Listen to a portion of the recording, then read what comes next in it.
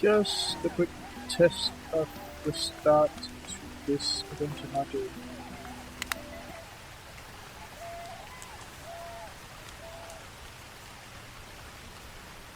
The drowned hold of Seras. In the marsh-choked cradle of Estwych Vale, where the soil clings to your boots like guilt and the wind moves like a mourner among the rushes, there lies a place that none now claim and few will name. They say the land itself turned against Seras, that a betrayal ran so deep it rooted into the black clay, drinking memory, blood, and breath alike until all was swallowed. The Drymoor River, once a thread of life, burst its banks and buried the hold in a flood that never fully receded.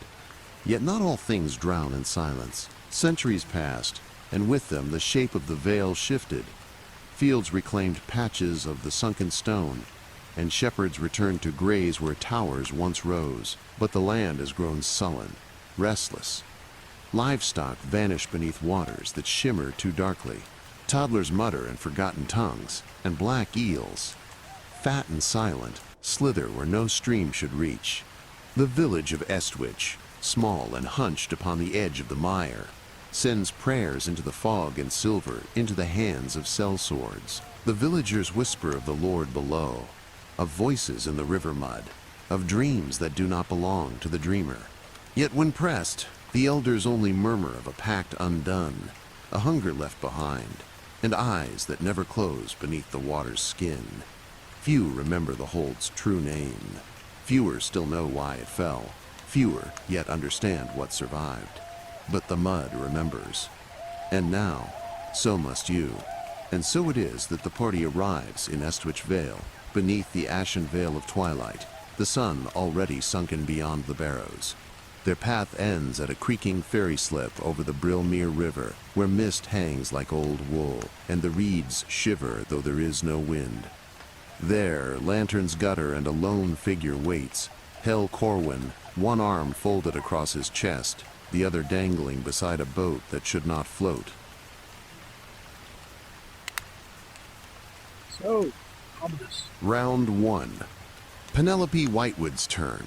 Silence heralds the end. With a song in my heart, I will aid us all. 13 intelligence, 18 charisma. He also has a donkey right here. Probably that goes. It can't get through the trees yet. What do you want? Can't you see I'm busy? It's not the most welcoming guy. I'm just looking for a ferry across. Not so fast. I've got a rule. You talk, I listen. Then maybe I ferry you across.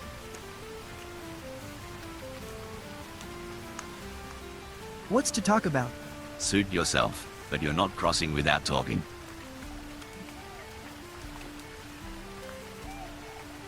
Tell me more about Seras.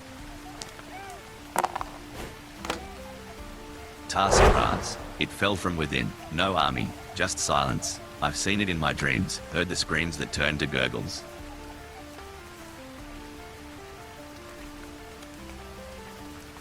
That must haunt you. You understand. Few do. The river takes what the mud cannot hold. I'm ready to cross. So we got across without talking too much. I can use some characters here so we can Let the heavens decree be delivered by my hand. open it all. Or we can have The elements themselves shall fight at our side. This half-timbered structure sits at the muddy heart of Estwych Vale, where swamp and stone converge under gray skies. Mould clings to the white plaster like a second skin, and the wood beams, warped and darkened by generations of rain, groan in the shifting wind. Narrow, mismatched windows peer out like suspicious eyes, offering little view and even less welcome. The structure's western half functions as a crude administrative hall. The interior smells of damp vellum, lamp oil, and stale air. Rusted filing boxes line the back wall, and a warped writing desk dominates the center. A threadbare map of the Brilmere region is pinned to the far wall with eel bones and roofing nails. A cold hearth squats in the corner, piled with damp charcoal that's never lit. The eastern section is Mayor Elbeth Drymoor's living quarters. One low cot, a cold wash basin, and a locked cabinet of record ledgers bound in eel hide. Above the bed, a single riverstone dangles from twine, swinging gently with every breath of foul wind that slips through the cracks. There's something to this eel stuff everywhere.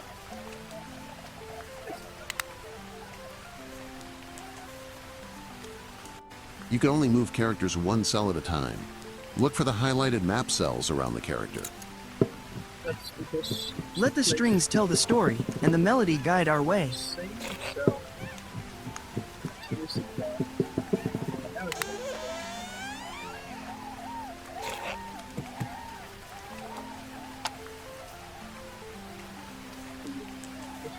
May the silent paws and beating wings grant swiftness to my allies. Elbeth sits at her desk, quill in hand, eyes narrowing as she assesses you. What brings you to my office, stranger? You have little time for idle chatter. I'm here about the strange happenings in Estwych Vale. The unpleasantness. She leans back, eyes still cautious but slightly more open. I've been trying to address it, but it's like trying to grasp water. What makes you think you're equipped to help?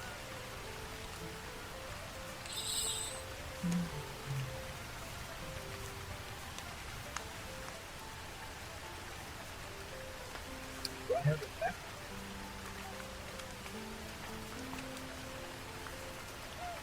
I've dealt with similar situations before. Assesses you for a moment before nodding. Very well. You have a map that might be of some use. She hands you a worn parchment. Be careful, the information is sensitive. Thank you. And that's it. Haven't done anything more yet. So we need to receive the map, and then we need to be able to look at the map. But I'll fix that. Thanks for watching. See you later. Bye.